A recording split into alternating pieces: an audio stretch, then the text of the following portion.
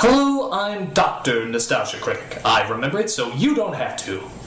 Today's film is a very tragic case. It is a sad movie that is under the delusion that it is, in fact, funny, charming, whimsical, and filled with a lot of heart. The reality is that it is a vile, vomit-inducing fest that should never be seen by man. The name of this movie is simply Drop Dead Fred.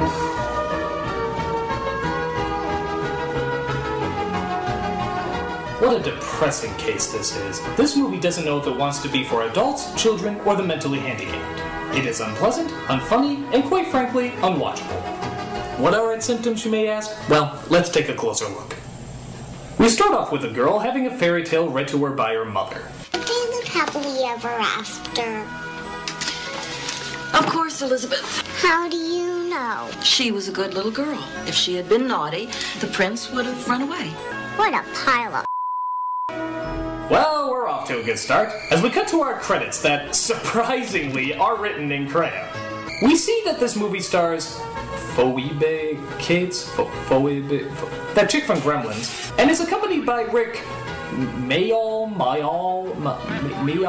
that guy from The Young Ones, and is directed by... Oh, you, let's just jump to the movie. We cut to a mere 21 years later as we see the girl has grown up into an insecure woman named Elizabeth. This hilarious comedy pulls all the comedic stops, like having her husband be a cheater, having him leave her, having someone steal her purse, a totally different person steal her car, resulting in her being late to work, and ending up losing her job. You're fired. So while leaving her job, she comes across an old childhood friend named Mickey, who somehow recognizes her as an adult. You used to live down the street from you when we were kids? We were little kids? Don't you remember what you did to my grandmother? I didn't do anything to your grandmother. No, you said the same thing back then. You said that Fred did it. Drop Dead Fred. Oh, Grandma Bun! Drop Dead Fred. You know, I used to pretend I had... Whoa, wait a minute.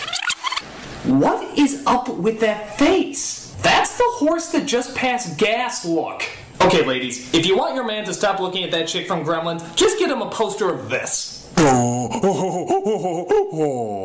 So they take a stroll down Exposition Street as she comes across her close friend named Janie, played by Carrie Fisher. Now, I want you to do some affirmations with me. Janie, come on, just do it. Repeat after me. I don't need a man to complete my life. I don't need a man to complete my life. No offense, but I wouldn't take any self-help advice from Carrie Fisher. Have you seen the cover of her book? So Elizabeth's overbearing mother comes in and forces her to stay at her house. Why? Because she's overbearing. Not logical. I made up your bed. Oh. Oh? That's all you say to me is oh? Thank you, Mother. That's a good girl. Too much pink! So she falls asleep in her old bed. It turns out Mommy built her room with a flux capacitor as she goes back in time and remembers when she was a child. Freddy Krueger's out for revenge! That's nothing. You should see the deleted scene.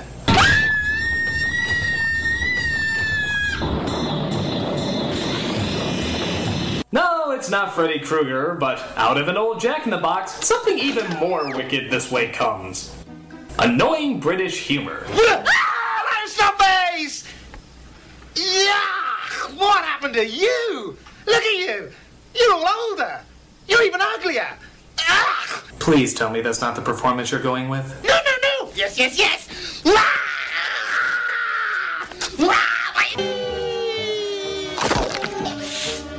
Who put that there? Oh, I forgot to give you something.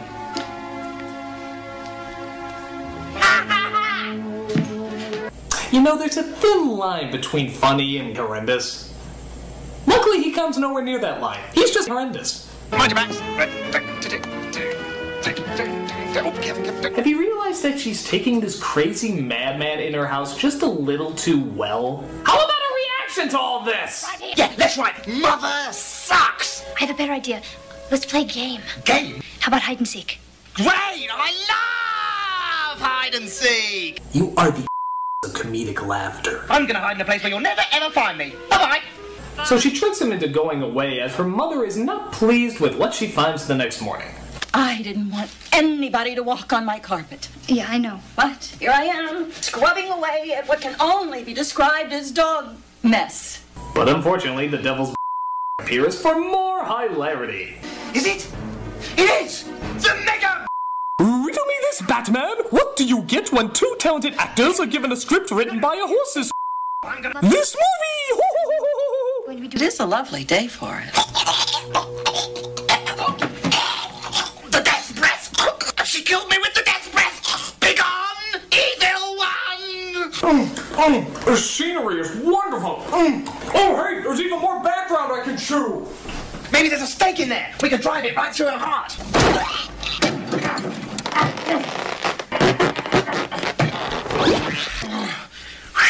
And now you know where the whole budget for this movie went. Into that one stupid effect. Was it worth it, film? Was it? Gotcha! Those weren't the magic words. What did you say to me? She told you to... What are you, deaf?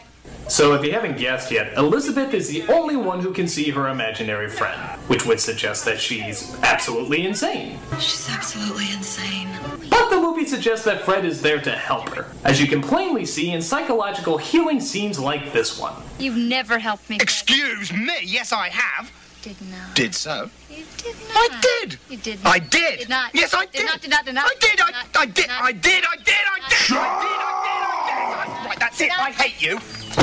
If this is psychological healing, then Michael Myers is the poster child for mental health. So after he gets run over by a 1940s fire truck, we have another flashback to Elizabeth's childhood. Wake up. What is it? It's time to play burglars. We'll steal gold, and we'll steal silver, and we'll steal jewels, and we'll hide them all in a place where no one will ever find them. Okay, this child has some serious mental health issues. Drop-Dead Fred isn't a charming figment of her imagination. He's a psychotic repression of some dark part of her brain.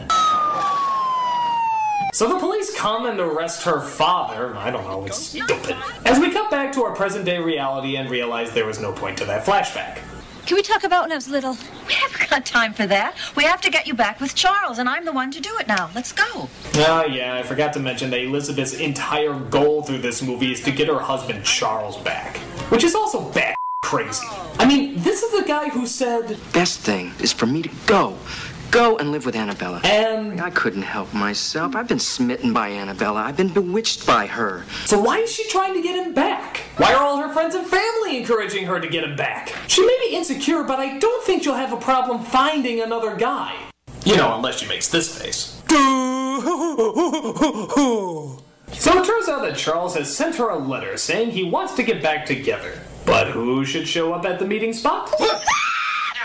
I better go then, haven't I? Mm-hmm. There's just one little problem. Charles isn't coming.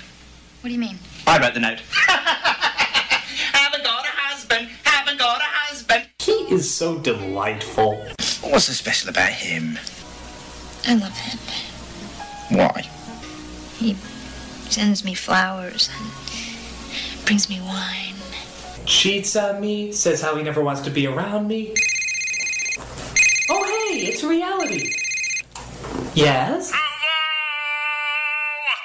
So she goes to Carrie Fisher's houseboat, because people in movies always for some reason have houseboats, and she asks if she can spend the night because she's afraid of her imaginary friend. Fisher doesn't even bat an eye at this and says okay. So as Fisher goes to work the next day, Elizabeth swears that she sees Charles on a boat and decides she wants to follow him. Well, as stupid as this scenario is, at least we don't have to deal with that obnoxious.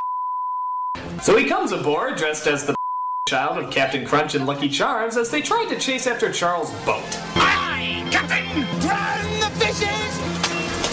Captain Fred's in charge! Yeah, where are we on the annoy meter anyway? We've passed Edward from Twilight, the racist robots from Transformers 2, which means we're right between Chris Tucker and Jar Jar Binks. That's quite an accomplishment, movie! That's quite an accomplishment!